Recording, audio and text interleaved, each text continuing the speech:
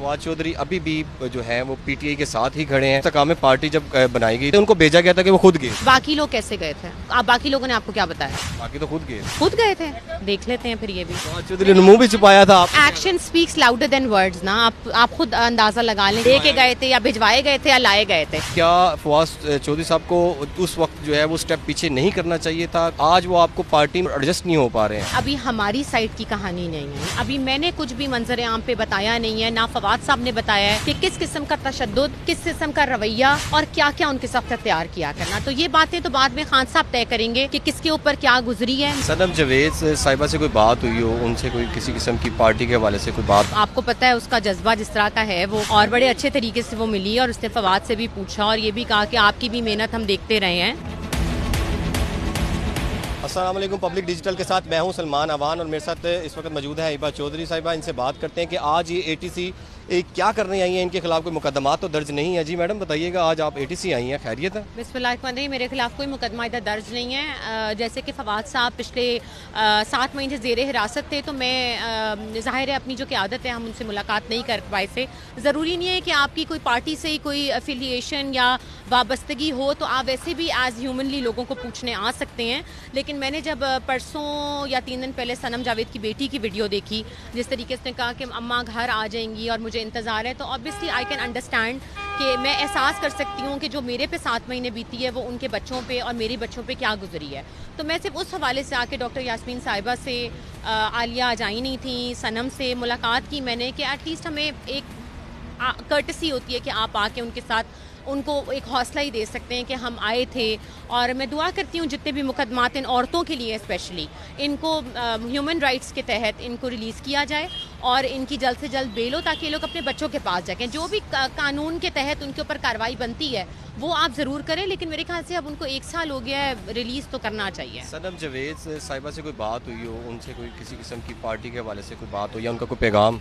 नहीं, सनम से मेरी बिल्कुल बातचीत हुई है। वो आपको पता है उसका जज्बा जिस तरह का है वो, और बड़े अच्छे तरीके से वो मिली और उसने फवाद से भी पूछा और ये भी कहा कि आपकी भी मेहनत हम देखते रहे हैं और ठीक थी। उसको ले गए ये लोग, तो बस हम बाकी डॉक्टर अलवी साहब आए हैं, उनसे मुलाकात। तो यास्मीन राशिद साहिबा से क्या बात है? अब बस सलाम दुआ तबीयत उनकी पूछी और बंदा क्या बात कर सकता है आप बताएं, बस यही कर सकता है। आपको पता है अंदर अभी सख्ती बहुत ज़्यादा थी तो बस जितनी है। फिर डॉक्टर आरिफ अलवी साहब से मुलाकात हुई, महमूद रशीद साहब से मुलाकात हुई, फिर उमर चीमा साहब से मुलाकात हुई। तो ज़ाहिर है इनके साथ एक पुराना ताल्लुक़ है फवाद साहब का भी और हमारा भी, तो बस सबसे खैरियत ही दरियाफ्त करने के लिए मैं आई। सब कुछ होने के बाद फिर भी फवाद चौधरी साहब जो है उनके ऊपर 36 से ज़ायद मुकदमा दर्ज किए गए हैं और अदालतों में पेश भी हो रहे हैं। आपको क्या लगता था कि क्या फवाद चौधरी साहब को उस वक्त जो है वो स्टेप पीछे नहीं करना चाहिए था? क्या उस किस्म की कोई नदामत या कोई जो वक्त एकदम से बदला था, आज वो आपको पार्टी में उस तरह की जो है वो मर्तबा या वो मकाम नहीं मिल पा रहा, आप वो एडजस्ट नहीं हो पा रहे हैं?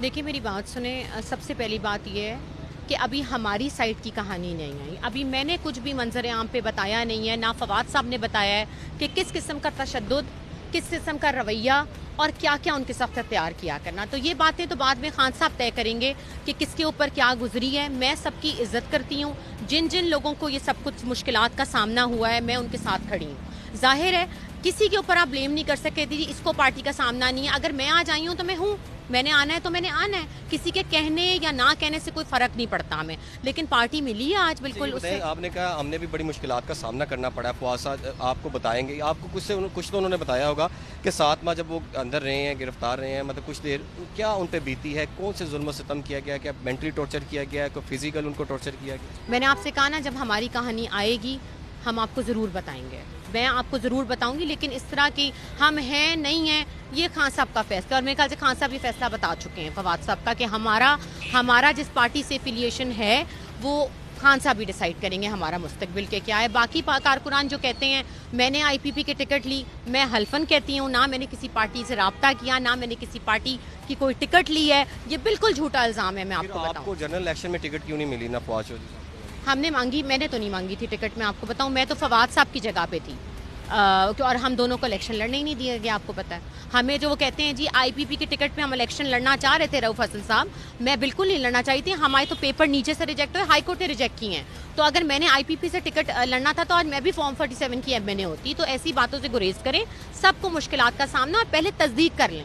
آپ لوگ اس سے کر لیں, آپ لوگوں کے پاس سارا ریکارڈ ہے. اگر ان کی ذہن میں یہ نہیں بات آتی ہے تو تصدیق کر لیں, میرے سے تصدیق کر لیں, لیکن ازدہ کے الزامات مت لگائیں. باقی اللہ سب کو رہائی اور اپنے گھر پہ جلدی لائے, اور میں امید کرتی ہوں کہ آگے بھی سب کے لیے آسانی ہو. فواد چودھری ابھی بھی جو ہے وہ پی ٹی آئی کے ساتھ ہی کھڑے ہیں, اور پی ٹی آئی کے ساتھ ہی رہے. جب وہ استقامت پارٹی جب بنائی گئی تھی وہاں پہ ان کو بھیجا گیا. اچھا یہ بتا دیں ان کو بھیجا گیا تھا کہ وہ خود گئے, باقی لوگ کیسے گئے تھے آپ بتا دیں. میں وہی پوچھ رہی ہوں, باقی لوگ باقی لوگوں نے آپ کو کیا بتایا؟ باقی تو خود گئے, خود گئے تھے. چلیں پھر دیکھ لیتے ہیں پھر یہ بھی. فواد چودھری نے منہ بھی چھپایا تھا اپنا. تو بس آپ action speaks louder than words نا. آپ خود اندازہ لگا لیں کہ گئے تھے کہ لے کے گئے تھے یا بھجوائے گئے تھے یا لائے گئے تھے. یہ میڈیا کا کام ہے خود انویسٹیگیٹ کرنا. Thank you.